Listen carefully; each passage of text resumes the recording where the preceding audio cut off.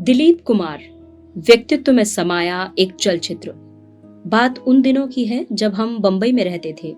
रहते क्या थे, तभी तभी कलकत्ते से मेरे पति टीपी झुनझुनवाला का ट्रांसफर बंबई हुआ था। ट्रेनिंग के बाद ये पहली पोस्टिंग थी। बंबई का सबसे बड़ा आकर्षण शूटिंग देखने का था। हम लोग खार में ही रहते थे, जो बंबई का एक उपनगर है। पास में ही ऑफिस के और एक दो साथी भी रहते थे। पति लोग ऑफिस चले जाते तो प्लान बनते कि दिन में क्या किया जाए। सिने स्टारों को देखने के लिए मन मचलता ही था। सो एक दिन हम 3-4 सहेलियां मिलकर शूटिंग देखने के लिए महबूब स्टूडियो की ओर चल पड़ी। महबूब स्टूडियो के गेट पर रोबीला दरबान खड़ा था। उससे हमने कहा कि हम लोग बाहर से आए हैं और शूटिंग देखना चाहते हैं, पर वो सुनी अनसुनी कर गया। फिर से हमने बात दोहराई तो वो बोला, चिट्ठी है, बिना चिट्ठी दिखाए अंदर नहीं जा सकती। चिट्ठी हमारे पास कहाँ से आती। फिर भी हमने उसे पटाने के मतलब से बातों का फंदा फेंका। पूछा, किसकी शूटिंग हो रही है। दरबान इस बार कुछ ज्यादा ही अकड़ में आ गया। बोला, दिलीप साहब की शूटिंग है। दिलीप कुमार के तो हम फैन थे। हम लोगों ने सोच लिया कि अब तो शूटिंग जरूर देखेंगे। दोबारा बड़े रुआब से कहा, अंदर जाकर बोलो कलकत्ता से कुछ महिलाएं आई हैं, शूटिंग देखना चाहती हैं। दरबान फिर भी टस से मस नहीं हुआ।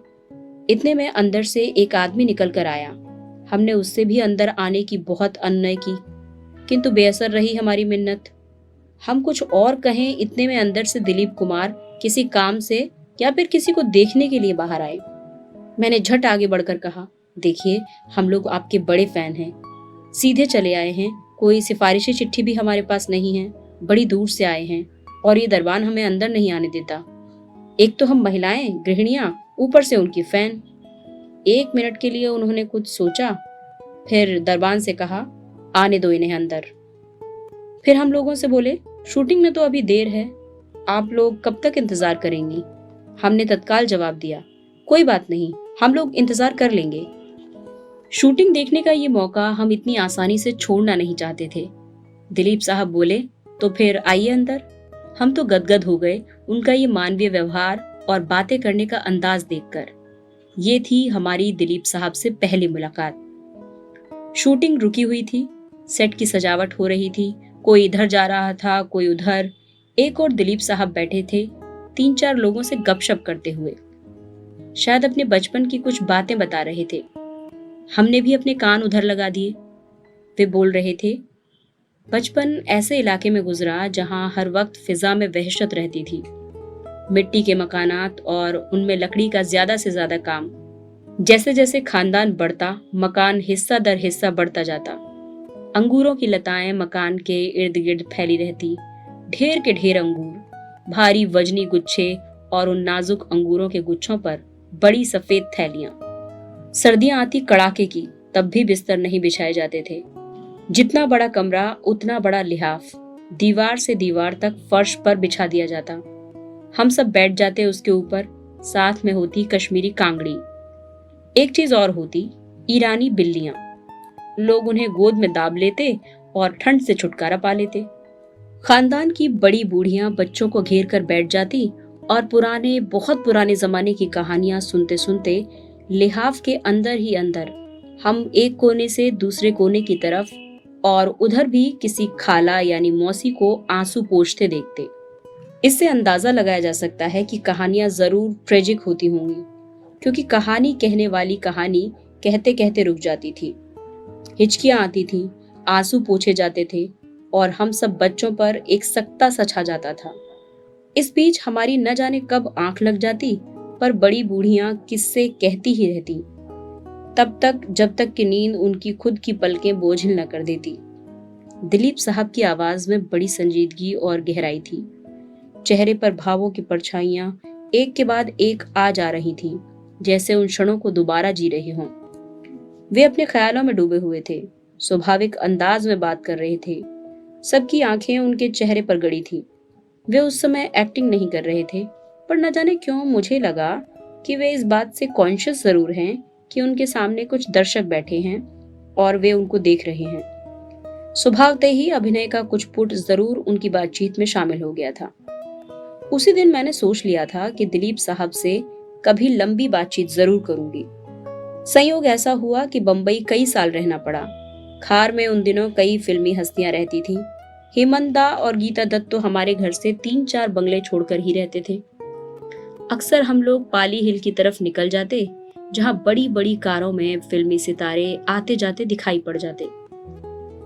मशहूर कथाकार कृष्णचंद्र और सलमा भाभी से वहीं मुलाकात हुई और उनके माध्यम से हसरत जयपुरी, नौशाद साहब, कैफी आजमी, राजेंद्र सिंह बेदी, जानिसार अख्तर आदि से भेंट हुई।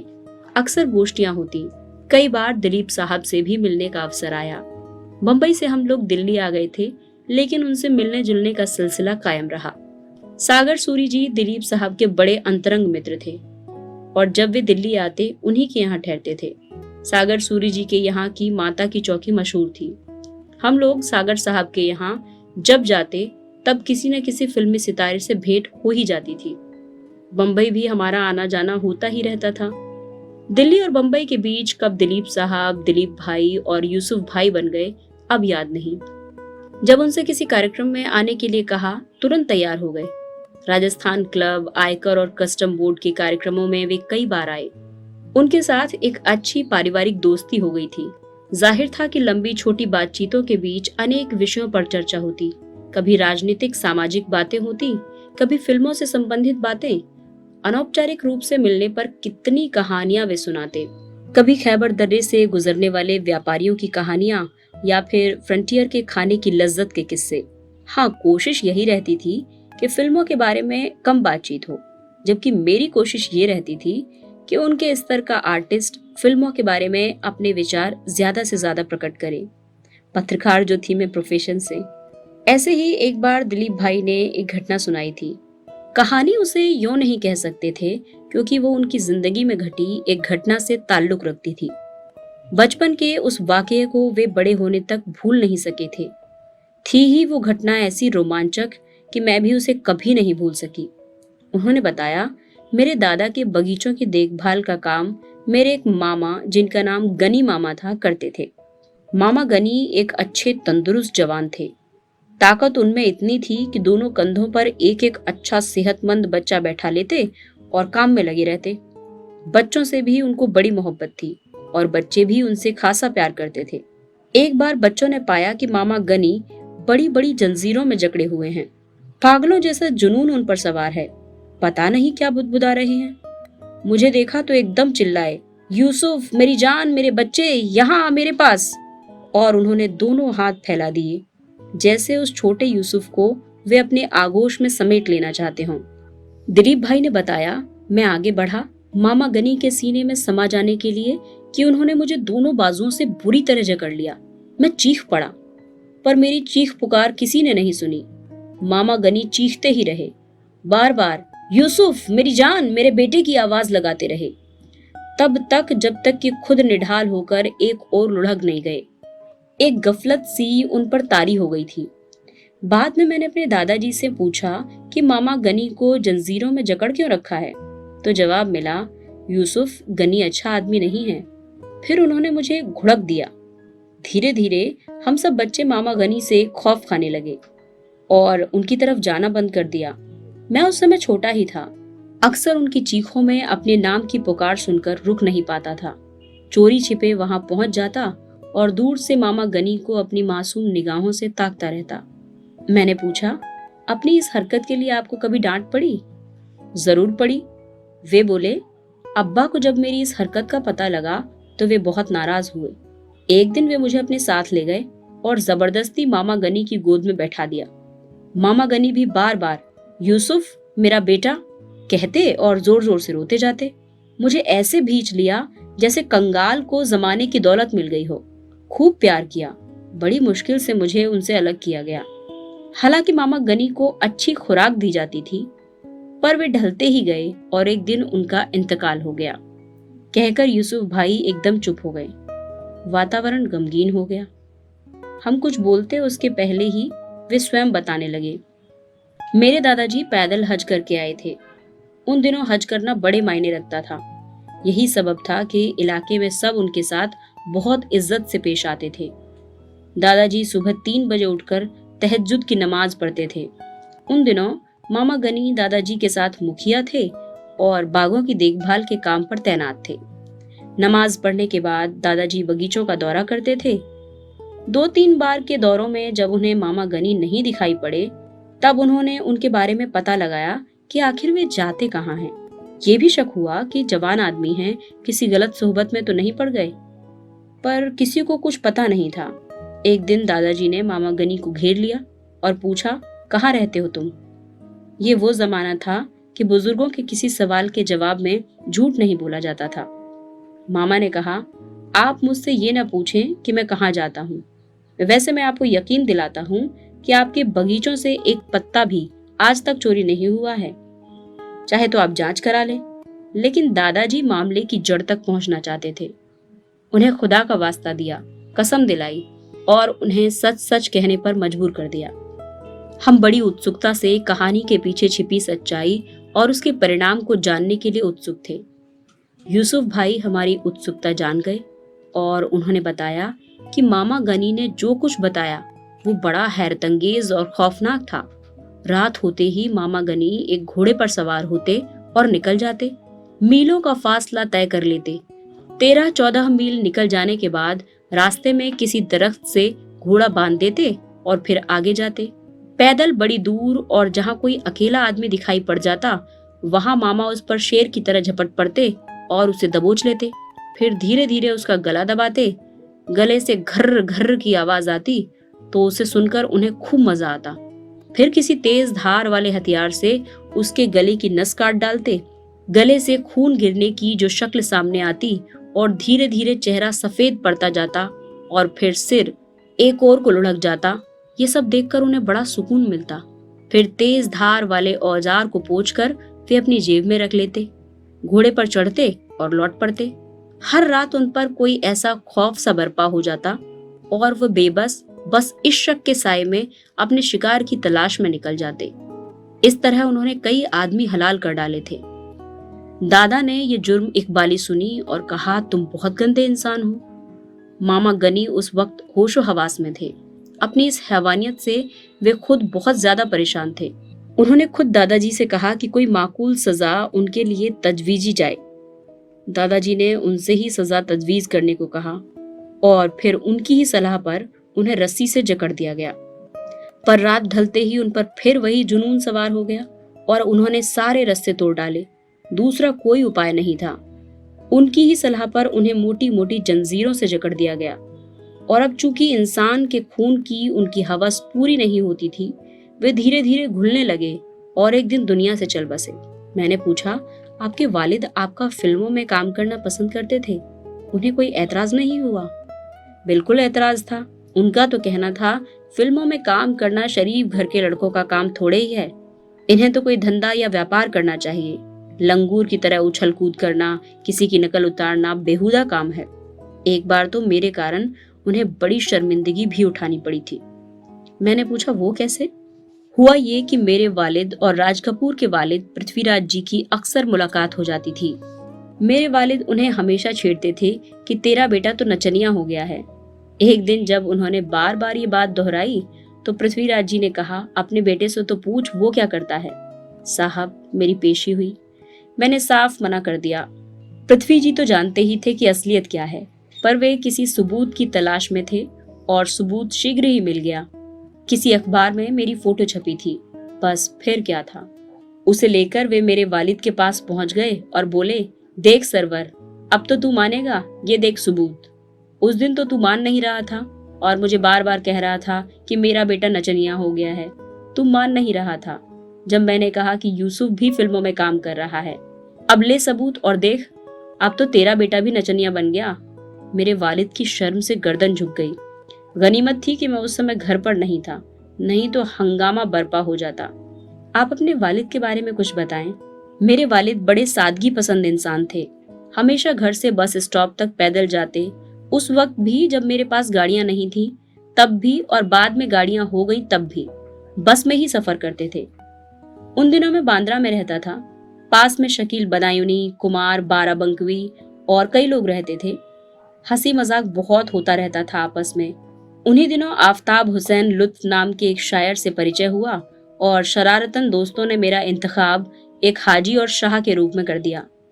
वे साहब मुझे बड़ा नमाजी और धार्मिक किस्म का आदमी समझने लगे।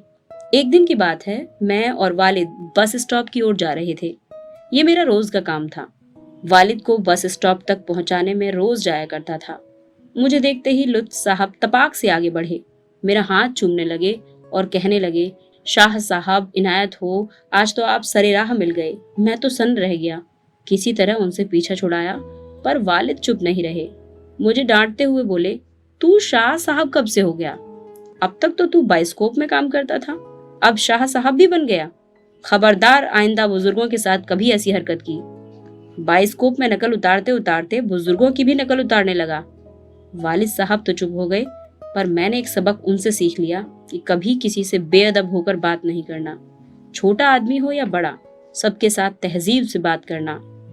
आज तक वो आदत बनी हुई है। बॉम्बे टॉकीज के समय की याद करते हुए एक बार दिलीप साहब ने बताया, तब और अब के समय में बहुत फर्क आ गया है। उस समय हम औरतों की इज्जत करते थे, उनकी पूजा करते थे। उन्हें एक ऐसा ऊंचा दर्जा मिला हुआ था जो अब नहीं है। यहाँ तक कि कमरे में चाहे हीरोइन आए या कोई और, हम लोग खड़े हो जाते थे। शूटिंग खत्म होने पर ध्यान रखते थे कि एक एक एक्स्ट्रा औरत तक लॉरी में बैठ गई है, उन्हें कोई परेशान तो नहीं कर रहा। हीरोइन के सेट से जाने के बाद ही सेट्स छोड़ते थे। इतनी कर्टसी तो होनी ही चाहिए। अब कहाँ ये बातें, सारा माहौल बदल गया है। वे औरतें भी मर्दों से कुछ ऐसा एक्सपेक्ट नहीं करती। शिष्टाचार ख्वाब होकर रह गया है। कोई प्राइवेसी नहीं रही है, सब कुछ खुला है। समाज में बच्चों और माँ बाप के बीच अधिक खुलापन आ गया है। ये सब फिल्मों में भी देखने को मिलता है। ये सब प्रोग्रेस के नाम पर हो रहा है। हम फिल्मों को दोष नहीं दे सकते, क्योंकि समाज में ही जब संस्कारहीनता आ जाए या वैल्यू सिस्टम खत्म हो जाए तो फिल्में तो वही परिवर्तन दिखाएंगी जो समाज में आ रहे हैं। हाँ, उन्हें दिखाने का रेशियो बढ़ सकता है, वो और ज्यादा खुलापन अपनाएंगी। यही कारण है कि इंडस्ट्री की लाइफ स्टाइल ही बदल गई है, काम करने के ढंग भी बदल गए हैं। एक बहुत बड़ी तब्दीली आ गई है। समाज में और फिल्मों में दोनों तरफ आग लगी हुई है। बॉम्बे टॉकीज के समय की बात करते हुए एक बार फिर दिलीप साहब ने बताया, हम जब वहां काम करते थे तो भड़कीली पोशाक या बुशर्ट पहनकर पहुंच जाते तो 100 रुपए फाइन हो जाता था। अगर गंदी या खराब बुशर्ट होती तो हिदायत मिलती, कल से ढंग के कपड़े पहनकर आना और कपड़े साफ सुथरे हों। पोशाक पर ही नहीं, आदतों पर भी ध्यान दिया जाता था। एक बार मैंने देविका रानी जी के सिगरेट पैकेट से एक सिगरेट निकाल ली। उन्हें सिगरेट पीने की बहुत आदत थी। साहब, मुझ पर 100 रुपए का जुर्माना कर दिया गया था, पर यह जुर्माना सिगरेट निकालने के लिए नहीं किया गया था। उन्होंने मुझसे कहा, तुम आदतन सिगरेट पीते हो क्या? मैंने जवाब दिया, नहीं। उन्होंने मुझसे कहा, जब आदतन नहीं पीते हो तो आज क्यों पी रहे हो? इसलिए तुम पर फाइन किया गया कि आदत न पड़े। ऐसे ही एक बार सिनेमा देखने पर फाइन हुआ। राज को और मुझे सिनेमा देखने का बहुत शौक था। हम दोनों अक्सर सिनेमा देखने निकल जाते।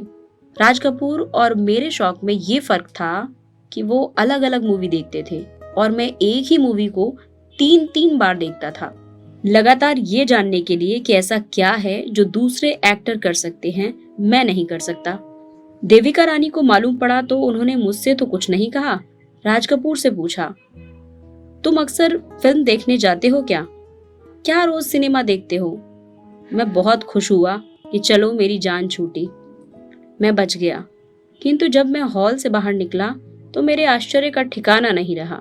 सामने देविका रानी खड़ी थी, उनके साथ कई लोग थे।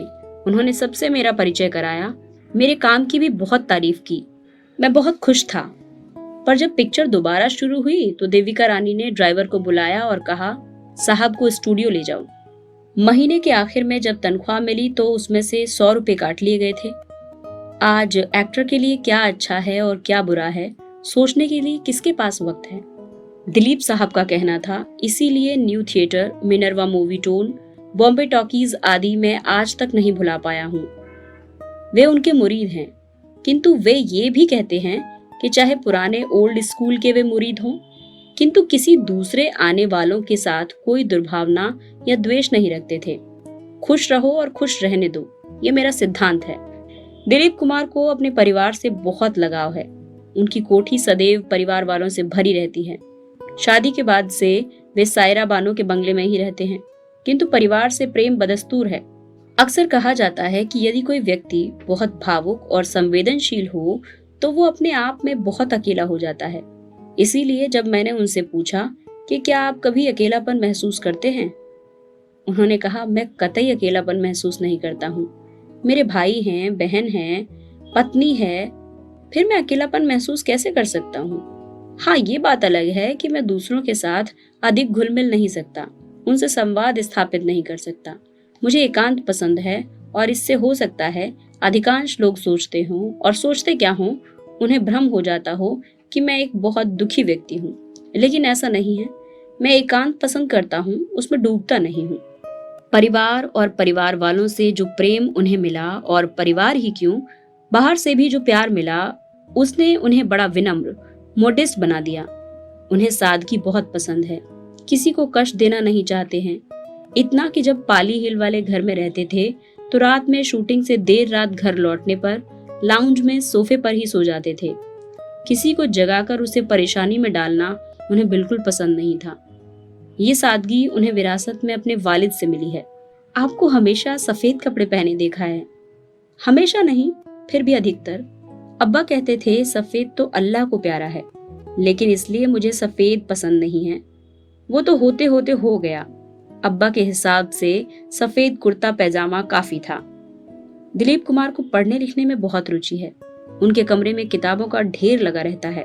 बड़े बड़े लेखकों की अंग्रेजी, उर्दू, फारसी की बड़ी से बड़ी किताबें उनके पास हैं। धार्मिक पुस्तकें, गीता, बाइबल, कुरान के मूल और अंग्रेजी अनुवाद वाली पुस्तकें भी उनके पास हैं।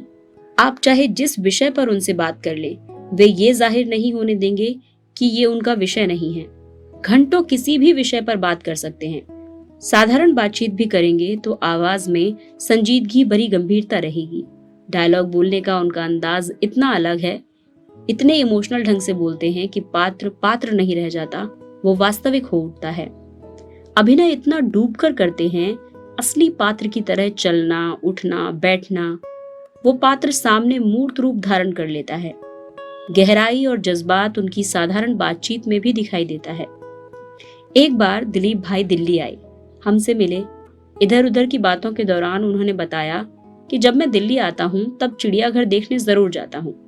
वहां जाकर मुझे बड़ा सुकून मिलता है। यहाँ तक कि अगर मेरे सिर में दर्द भी हो रहा हो तो वहां जाकर ठीक हो जाता है। उस दिन वे चिड़ियाघर से लौटकर ही शायद हमारे घर आए थे। उन्होंने पिंजरे में बंद शेर की परेशानी, उसकी चहलकदमी, कैसे उसके सामने गोश्त रखा गया, उसके चेहरे का क्या भाव था, उस वक्त जब खाना बीच में उठा लिया गया और लोगों की भीड़ को उसने देखा तो उसे कितना नागवार गुजरा, वो किस तरह गुर्राया, और जब पेट भर गया तब कैसे निर्लिप्त भाव से अपनी मान में चला गया, आदि बातें बताई। तो वो सब एक्टिंग नहीं थी। सिचुएशन के अनुसार भावों का चेहरे पर आना, हाथों की मुद्राएं, आवाज का उतार चढ़ाव इतने स्वाभाविक ढंग से होता है कि सामने वाले को लगता है कि वो चलचित्र देख रहा है और चलचित्र में केवल शेर को ही सामने देख रहा है। बनावट से दूर यही स्वाभाविक अंदाज दिलीप जी के कलाकार की वो क्षमता है जिसने उन्हें अभिनय के श्रेष्ठ मुकाम पर पहुंचाया है। एक बार बातों ही बातों में मैंने उनसे पूछ लिया था, आपने एक्टिंग किससे सीखी? खास तौर से हाथों का मूवमेंट और डायलॉग अदायगी का अंदाज। उनका उत्तर था, कहीं से सीखा नहीं है, जो थोड़ा बहुत सीखा है फिल्म में देखकर ही सीखा है। आवाज भी स्वाभाविक रहती है, बोलते वक्त उतार चढ़ाव अपने आप आ जाता है। स्क्रिप्ट में तो ऐसा कोई इशारा होता नहीं है, उसमें तो बताते नहीं है कि कैसे बैठो कुर्सी पर या कैसे हाथ पांव चलाओ, सब अपने आप करना होता है और फिर एक स्वाभाविक स्टाइल बन जाता है। जैसे अशोक कुमार का सिगरेट पीने का अंदाज, वो उनका अपना एक स्टाइल बन गया। एक बार ऐसे ही कई लोग उनके यहाँ बैठे हुए थे। इधर उधर की बातें होते होते बात फिल्मों के कथानक की होने लगी। पहले प्रोड्यूसर्स शरद चंद्र या रविन्द्रनाथ टैगोर का नॉवेल दिखाकर कहते थे कि इस पर फिल्म बन रही है, क्या तुम काम करना पसंद करोगे? और हम उस किरदार के साथ अपनापन जोड़ लेते थे। आज अधिकतर उधार लिया कथानक होता है, कहीं कीट कहीं का रोड़ा, भानुमति ने कुनबा जोड़ा। हमारा भिन्न प्रांतों का रीजनल साहित्य अनमोल है, बहुत समृद्ध है, पर उसकी ओर किसी की दृष्टि ही नहीं जाती। कथानक का अच्छा मिलना बहुत कठिन है। ऐसा नहीं है कि अच्छे लेखक नहीं हैं, पर उनकी संख्या बहुत कम है। जो अच्छे लेखक आते हैं वे यहाँ की फिल्मी दुनिया में टिक नहीं पाते। उनकी अपनी मजबूरी होती है, वे वापस चले जाते हैं। प्रोड्यूसर्स भी क्या करें, वो कैसी भी स्क्रिप्ट ले लेते हैं। कमजोर स्क्रिप्ट के कारण फिल्म भी कमजोर बनती है। पश्चिम की फिल्मों से भी अधिकतर नेगेटिव ट्रेंड ही कॉपी करते हैं। पश्चिम की संस्कृति हमसे अलग है। उनकी शिक्षा, उनके संस्कार, फैशन का स्टाइल और खुलापन स्क्रिप्ट का मूलाधार होते हैं। एक लड़की के पीछे 2-3 आदमी उसके साथ छेड़खानी करते हुए या फिर एक लड़का अलग अलग लड़कियों से फ्लर्ट करता हुआ, हर फिल्म में ऐसा ही होता है।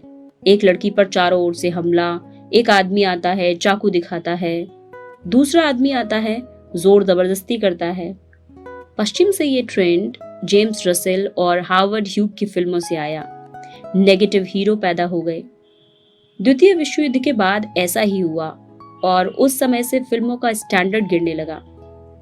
और विदेशी फिल्मों को ही दोष क्यों दूं? दिलीप साहब का ये भी कहना था कि अपने ही माहौल या परिवेश से भी जो कहानियां ली जाती हैं उनमें कोई तारतम्य, कोई तालमेल नहीं होता है। वे वास्तविकता से दूर होती हैं। आज के गांव जो फिल्मों में दिखाए जाते हैं वैसे गांव कहाँ होते हैं। गांव की लड़कियां ऐसे कपड़े पहनती हैं जो आज की आधुनिक सोसाइटी की लड़कियां भी न पहन पाएं। पुरानी यादों में खोते हुए वे बोले, गंगा यमुना फिल्म का वो मुंशी तो आपको याद होगा, गांव की भाषा बोलता था और वैसे ही उसके हाव भाव होते थे। उसके डायलॉग की बानगी देखें तो वो बोलता था, बकवास बंद करो, एक हाथ दूंगा बत्ती सी बाहर निकल पड़ेगी, उल्लू का पट्ठा कहीं का।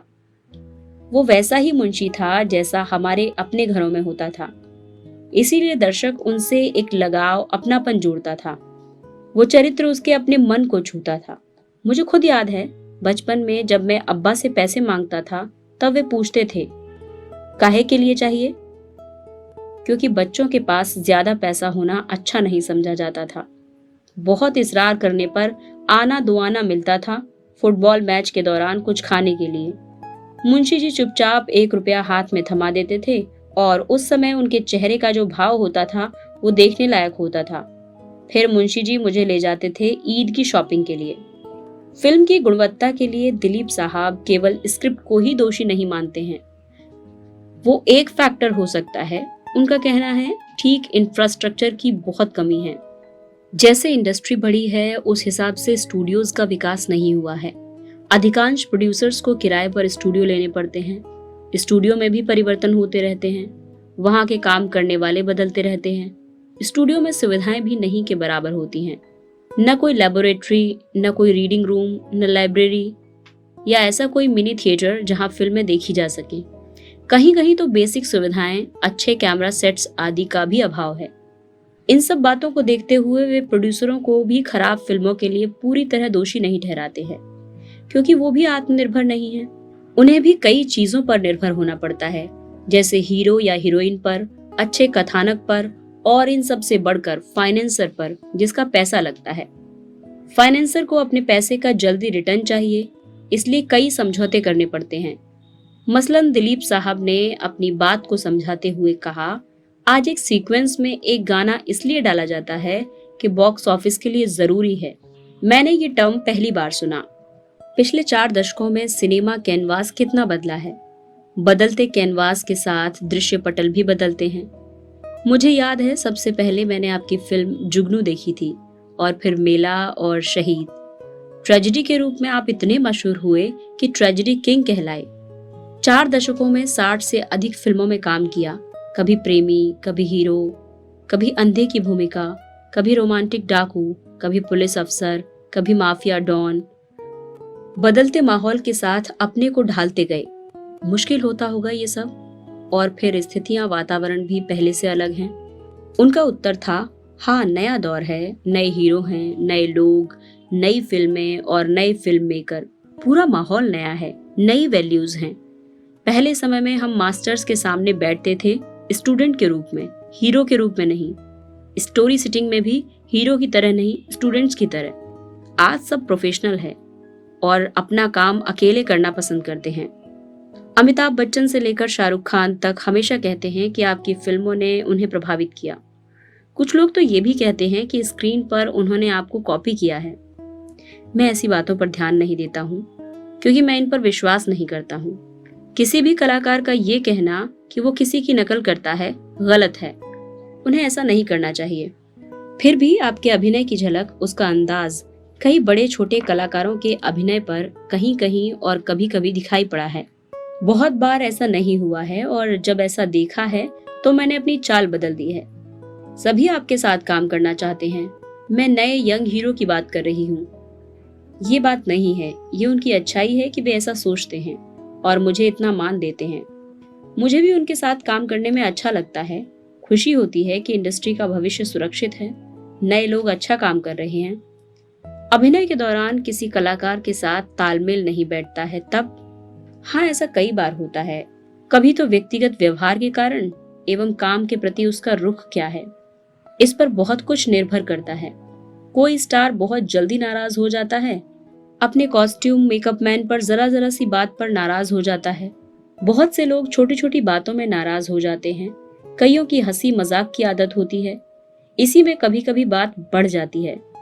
बेमतलब के हंसी मजाक, बेपरवाही का अंदाज काम की गंभीरता को नष्ट कर देते हैं। तालमेल तो बिठाना ही पड़ता है अगर साथ काम करना है और वातावरण को खुशगवार रखना है। आज भी मुझे लगता है कल बहुत अच्छा था। स्टूडियो बिल्कुल घर जैसा लगता था, मतलब होमली स्टूडियो सिस्टम था। मेरा अगला प्रश्न था, अच्छा कलाकार बनने के लिए क्या करना चाहिए? दिलीप साहब ने कहा, आजकल तो फिल्म इंस्टीट्यूट खुल गए हैं, वहाँ फिल्म से संबंधित सभी काम सिखाए जाते हैं। मेरे हिसाब से काम के प्रति निष्ठा होना बहुत जरूरी है। फिल्म करते समय परिस्थिति के अनुसार बार बार संतुलन बिठाना होता है। कई बार कई समझौते भी करने होते हैं। फिर भी इतने समझौते नहीं करने चाहिए कि गलत को सही मान लें या फिर सही को गलत। इतना दम अपने में होना चाहिए कि जब तक खुद को कन्विंस ना कर सकें तब तक हर सही गलत को आंख मूंद कर ना माने। निर्णय करने की क्षमता होने पर ही कोई अच्छा कलाकार हो सकता है। फिर किस्मत का अपना हाथ तो होता ही है। दर्शकों को अच्छी फिल्म चाहिए और अभिनेता को अच्छा किरदार। दिलीप साहब अपने काम के प्रति, अपने डायरेक्टर के प्रति ईमानदार रहने की पूरी कोशिश करते हैं। कभी कोई फिल्म का ऑफर आया और फिल्म नहीं मंजूर की, उसके लिए क्या कभी अफसोस हुआ कि क्यों ऐसे ऑफर छोड़े? उनका कहना था, यदि मैं कोई फिल्म कर रहा हूं और उसमें जो किरदार है वैसा ही किरदार दूसरी फिल्म में भी हो तो मैं दूसरी फिल्म नहीं करूंगा। ये ईमानदारी मैंने सदैव रखी है। ऐसी स्थिति एक बार आई थी जब वे विमल राय की देवदास कर रहे थे। उस समय गुरुदत्त ने उन्हें प्यासा फिल्म में लेना चाहा था। दोनों ही फिल्मों में शराब में धुत हीरो का रोल था। यदि मैं वो फिल्म ले लेता तो मेरी ईमानदारी कहाँ रहती? वो तो डायरेक्टर के साथ अन्याय होता और दर्शक को भी लगता कि चरित्र दोहराया जा रहा है। कई बार देखा जाता है कि सफल हीरो बाद में डायरेक्टर प्रोड्यूसर बन जाते हैं। दिलीप साहब ने गंगा जमुना के बाद और कोई फिल्म नहीं बनाई। इसका कारण बताते हुए एक बार उन्होंने कहा था, बड़ी झंझटें होती हैं, कुछ नौकरशाही के कारण, सरकारी स्तर पर और कुछ फाइनेंसर के कारण। गंगा जमुना में सेंसर के 180 कट लगे थे। उनके पीछे भाग दौड़, फिर फाइनेंसर के दरवाजों के चक्कर लगाना, ना बाबा ना, मेरे जैसे स्वाभिमानी व्यक्ति के लिए असंभव है। इसलिए उस दिशा में सोचना ही बंद कर दिया। समानांतर फिल्मों के बारे में उनकी अपनी धारणा है, जो सिनेमा सिर के ऊपर से निकल जाए, अपनी कोई छाप न छोड़े। हाँ, ऐसी फिल्में बन रही हैं। ये फिल्मों की नई ग्रामर है, पर मैं इसमें रुचि नहीं रखता हूँ। शायद पुराने स्कूल का छात्र हूँ इसलिए। दिलीप भाई का असली चेहरा देखना हो तो फिल्मों से हटकर तब देखें जब वे छुट्टी पर जाते हैं। सॉसर खेलना उन्हें बहुत पसंद है। शुरू में फुटबॉल भी खेलते थे। वो शरीर को लोच देता है। उनका कहना है, अब भी बच्चों के साथ फुटबॉल खेलने में बहुत मजा आता है। ऑटोग्राफ लेने वालों को कभी निराश नहीं करते हैं। सामाजिक कार्यों में बहुत रुचि रखते हैं। इससे मस्तिष्क का संतुलन बना रहता है। यही कारण है कि जब भी हमने उन्हें राजस्थान क्लब, राजस्थान रत्नाकर, आयकर और कस्टम बोर्ड के चैरिटी कार्यक्रमों में बुलाया, वे बराबर आए। इसीलिए दिल्ली और बंबई की दूरी हमें कभी महसूस नहीं हुई। वे परिवार का एक हिस्सा बन गए। मैं उन्हें यूसुफ भाई, फिर दिलीप भाई कहने लगी। सायरा बानो मेरी भाभी बन गई और नसीम बानो आपा। एक बार वे किसी चैरिटी कार्यक्रम के तहत आए। जब उन्हें प्लेन का टिकट देने लगे तो उसे लेने से इनकार कर दिया। अशोका होटल में ठहरे थे। सायरा भाभी भी साथ थी। उन दिनों मैं कादम्बिनी पत्रिका की संयुक्त संपादक थी। हम उनसे मिलने गए। साथ में हमारे कुछ सहयोगी पत्रकार भी थे। उस दिन दिलीप भाई से लंबी बातचीत हुई। सायरा भाभी शॉपिंग के लिए जाना चाहती थी। मैंने कहा, दूसरी गाड़ी नीचे खड़ी है, आप उसमें हो आइए, तब तक दिलीप भाई तैयार होते हैं और हम उनसे बातचीत करते हैं। पर वे बोली, साहब से पूछे बगैर? ना बाबा ना। उस समय वे पूरी गृहस्थीन लग रही थी। हम सब लोगों की तरह पति से पूछे बगैर कोई काम न करने वाली पत्नी। दिलीप भाई तैयार होकर बाहर आए। दिलीप भाई से पूछकर ही सायरा भाभी बाजार शॉपिंग करने गईं। आज फिल्मों में जो मारधाड़, सेक्सी दृश्यों की भरमार, पोशाकों और नृत्यों में जो नंगापन है, इसके लिए दिलीप भाई बहुत दुखी नजर आए। इस सब के बीच कहानी बुनने के लिए जगह कहाँ है? उनका कहना था कि हमारी पब्लिक लाइफ में इतना दोगलापन आ गया है कि नैतिक मूल्य खत्म हो रहे हैं। आत्मा की आवाज मर गई है। प्राइवेट लाइफ ही जब इससे अछूती नहीं है, तब फिल्म लाइन कैसे अछूती रह सकती है? किसी भी जिम्मेदार व्यक्ति के लिए नैतिक रूप से ये सब सहन करना बहुत मुश्किल है। इन्हीं सब कारणों से हम आगे बढ़ने की जगह पीछे घिसट रहे हैं। पर वे आशावादी भी हैं। उनका कहना है कि ये सब हमेशा नहीं रहेगा, परिवर्तन होगा और सूरज फिर चमकेगा, बहारें भी आएंगी और ये सब मेरी जिंदगी में होगा, इसका मुझे पूर्ण विश्वास है। नए लोगों के लिए दिलीप भाई का संदेश था, मैंने तो हमेशा वही काम किया, वही रोल किया जिनमें मुझे काम करके आनंद मिलता है, सोल सेटिस्फैक्शन। मैं बहुत संवेदनशील हूँ, अपने रोल में डूबकर काम करता हूँ, चाहे वो प्रेमी का रोल हो या लेबर लीडर का, किसान का हो या डाकू का। डबल रोल भी किए और ट्रिपल भी। कभी हड़बड़ी में काम नहीं किया। मैं तो यही कहूंगा कि किसी भी रोल के साथ कलाकार को अपने को इतना डुबो देना चाहिए कि दर्शक को लगे कि वो दिलीप कुमार या राज कपूर नहीं है, बल्कि वो चरित्र है जो उस समय कर रहा है। वैसे चाहे फिल्म अच्छी हो या बुरी, रोल छोटा हो या बड़ा, यदि किरदार अच्छा है तो कलाकार का काम खुद बोलता है और अलग से दिखाई देता है। हाँ, एक बात है, आज कंपटीशन बहुत है, इसलिए समझौते भी करने पड़ते हैं। यूसुफ भाई से ठाकुर यानी मेरे पति की दोस्ती पकती गई। अपनी बेटी की शादी के अवसर पर हमने उन्हें केवल कार्ड ही भेजा था। सोचा था कि इतनी दूर से आना संभव नहीं होगा और फिर ये लोग इतने व्यस्त भी रहते हैं, इसलिए फोन करके उन्हें दुविधा में क्यों डाला जाए। किंतु यूसुफ भाई रिश्तों को निभाना जानते हैं। शादी के दिन शाम को ही बंबई से सायरा बानो की माँ, अपने समय की मशहूर फिल्मी हस्ती जिन्हें हम आदर से नसीम आपा कहते थे, उनका फोन आया कि दिलीप भाई और भाभी विवाह में शरीक नहीं हो सकेंगे, क्योंकि उसी शाम बंबई के एक प्रसिद्ध बैरिस्टर और उनके अभिन्न मित्र रजनी भाई पटेल की नेम प्लेट वर्ली के चौराहे पर लगने वाली है और दिलीप साहब को ही उसका उद्घाटन करना है। मैंने ही फोन उठाया था। मैंने कहा, कोई बात नहीं, वो भी जरूरी काम है, हमारे लिए आशीर्वाद ही काफी है जो हमें पत्र के रूप में पहले ही मिल चुके हैं। लेकिन हमारे आश्चर्य का ठिकाना नहीं रहा जब हमने देखा कि रात्रि को 11 बजे वे विवाह स्थल 2 तिलक मार्ग पर पहुंचे और पूरी रात विवाह की सारी रस्मों को दिलीप भाई और सायरा भाभी ने न केवल देखा बल्कि एक एक रस्म के मतलब भी पूछे। विवाह करा रहे थे पंडित गिरधारी लाल गोस्वामी, संस्कृत और ज्योतिष शास्त्र के परम ज्ञाता। उनका स्नेह और आशीर्वाद हमारे ऊपर बहुत था। विवाह कराते समय उन्होंने एक एक विधि को इतनी अच्छी तरह समझाया कि उस दिन अधिकांश को पता चला कि विवाह विधि का असली मतलब क्या है। विवाह में एक विधि के तहत कन्या का पैर पत्थर पर रखवाते हैं। सायरा भाभी ने पूछा, ऐसा क्यों करते हैं? पंडित जी ने बताया, ये रस्म इस बात को दर्शाती है कि आज से जो डोर बंधी है वो पत्थर की तरह सुदृढ़ और मजबूत हो। बात आई गई हो गई। 2-3 दिन बाद सायरा भाभी का बंबई से फोन आया, भाभी आपके यहाँ शादी में आना तो बहुत मुफीद रहा, साहब ने आयशा को तलाक दे दिया है। शायद पत्थर पर पैर रखने वाली बात के मायने उनके दिमाग में नक्श हो गए थे।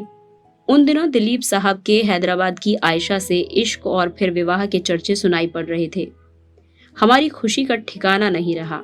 उनके परिवार से हमारे रिश्ते ऐसे थे जो किसी पद, कुर्सी या ग्लैमर के मोहताज नहीं थे, महज दिल की डोर से बंधे थे। दिलीप भाई का आकर्षण आज भी बरकरार है। आवाज में संजीदगी है, पूर्ण गंभीरता, दृष्टि में वही पैनापन है जो आज से 4 दशक पहले था। मुस्कुराहट में ट्रेजेडी किंग की छाप है। किंतु आज इस ट्रेजेडी किंग का दुख अलग है। वो देश के लिए है। उनके ही शब्दों में, चारों तरफ अंधेरा लगता है। जो हो रहा है उससे शायद कुछ अच्छा हो, लेकिन कभी कभी हताश हो जाता हूँ। प्रकाश की खोज में कब तक, कहाँ तक दौड़ूंगा। पुराने विश्वास की इमारत गिरने लगती है। एक क्रिएटिव डिसअपियर होता है, फिर संतोष होता है। और इस अंधी दौड़ में मैं अकेला नहीं हूँ। कितने लोग हैं जिन्हें अपने काम से संतुष्टि नहीं मिलती, फिर भी लगे रहते हैं। फिर अपने करियर को देखता हूँ तो संतोष होता है कि इतना बुरा भी नहीं किया है। मैंने कहा, यूसुफ भाई कैसी बातें करते हैं, आप तो एक लेजेंड बन गए हैं अपने जीवन काल में ही। वे बोले, आदमी हूँ, आदमी ही रहने दीजिए, वही काफी है।